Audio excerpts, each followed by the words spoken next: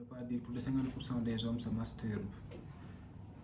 La plupart du temps, ces personnes-là, à savoir les hommes, ils se posent deux questions. La première question, dois-je continuer ou dois-je m'arrêter de pratiquer la masturbation? La seconde question, qu'est-ce que la masturbation a à voir avec ma santé? Est-elle dangereuse ou pas? Alors nous allons parler de 5 raisons qui doivent vous pousser dans cette vidéo à arrêter la masturbation.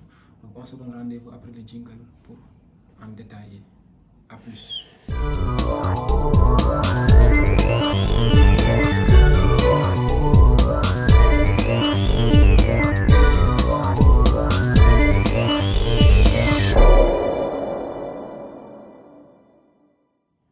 Alors, comme j'ai l'habitude de dire, la répétition elle est pédagogique. Pour ceux qui viennent de me découvrir, c'est Dr Babacar Diop. Je suis docteur en médecine, entrepreneur, en même temps coach en développement personnel. Pour ñi nga xam ne daf leen intéressé voilà, sur les deux autres versants, à savoir le versant de l'entrepreneuriat et du développement personnel, vous pouvez nous contacter aussi bien sur YouTube, sur Facebook, prendre rendez-vous et nous en parlerons, Inch'Allah.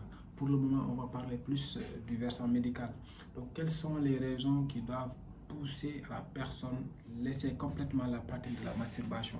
Nous allons en énumérer 5 raisons, mais avant tout, d'abord, qui pratique la masturbation? La masturbation, elle est le plus souvent pratiquée par des jeunes, par les hommes qui ont tendance à regarder certaines scènes qui sont assez intimes. Le plus souvent, ce sont des scènes pornographiques.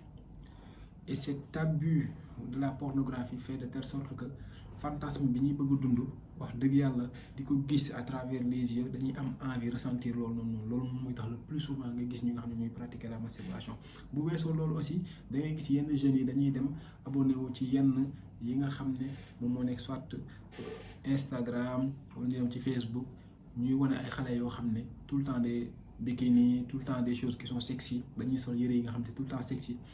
Il y a des provocations, il y a des scènes qui sont développées. Ils sont poussé à l'homme déjà à ressentir une sensation, un désir pour masturber. Alors, on va vous donner 5 raisons qui doivent vous pousser à arrêter la masturbation.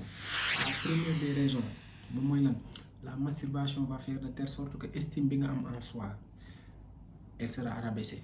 Dans les dem ba yow sa bop sax da do ngay dem ba sentir ni yow jaraton dara.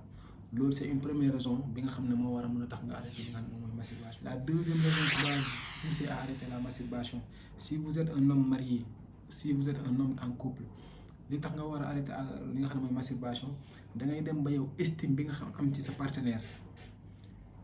Estime bi nga am sa partenaire day dem ba tay jini da fay wacc. Da ngay dem ba yow dootoo considérer sax li nga xam ne moom mooy sa partenaire. Donc loolu c'est une deuxième raison bi nga tax nga war a mën a bàyyi li nga xam ne mooy la masturbation.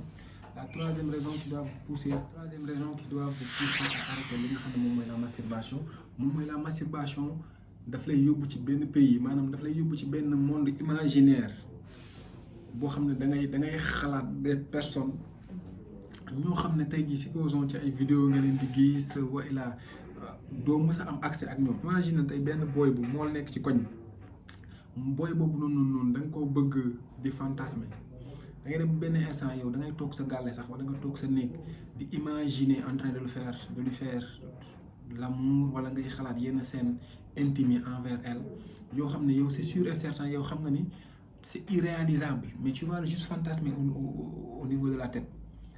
Donc loolu donc war naa nekk benn raison bi war a tax tey jii nii nga arrêté li nga xam ne mooy masturbation. Alors la quatrième raison bi war a tax nga arrêté li nga xam ne mooy masturbation moom mooy la masturbation ça te rend égoïste. Ça te rend égoïste. Qu'est-ce que je veux dire par là-bas? La masturbation va faire de telle sorte que yow sa partenaire dootoo ko sóoraale tey yow sa plaisir personnel moo la intéressé. Imagine tey jii nii nga nekk ak sa soxna yow xalaatoo ba xam sa soxna yëg na boppam wala yëgul boppam yow li la intéressé moom mooy lan mën naa yëg sama bopp rek.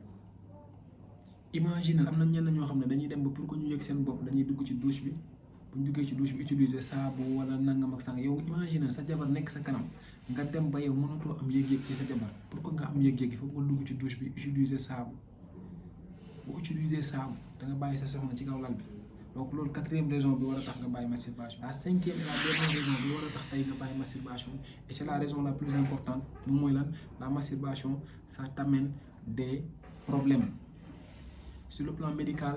À un moment donné la masturbation ça amène des troubles érectiles da ngay am problème érection wa il a même boo amee érection bu baax tam da ngay am problème pour éjaculer. ñi nga xam ne tey jii dañuy masturber wu dañuy dem ba benn instant le pénis à un moment donné il veut plus se lever dootoo amati érection boobu mooy premier cas bi.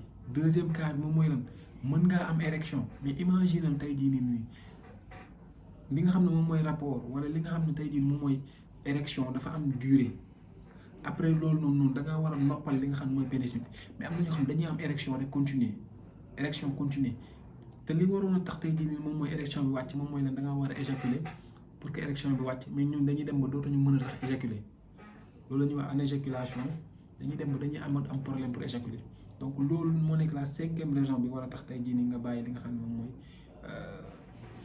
masturbation. ñi nga xam ne dañoo soxla de l'aide un apport psychologique pour li nga xam ne moom mooy ñu jàppale leen par rapport ñu bàyyi li nga xam ne moom mooy masturbation. Si vous êtes intéressé veuillez nous contacter. Notre numéro est disponible déjà sur YouTube. Allez au niveau des informations di ngeen ci gis le numéro de téléphone ou notre mail. Bu weesoo loolu aussi sur Facebook vous y allez Dr Babacar Diop l'officiel. Il y a nos contacts. Essayez de nous contacter comme ça après on va vous prendre un rendez-vous ñu toog on va détailler pour vous aider déjà à abandonner cette pratique. Sur ce, portez-vous bien et à la prochaine. Merci beaucoup.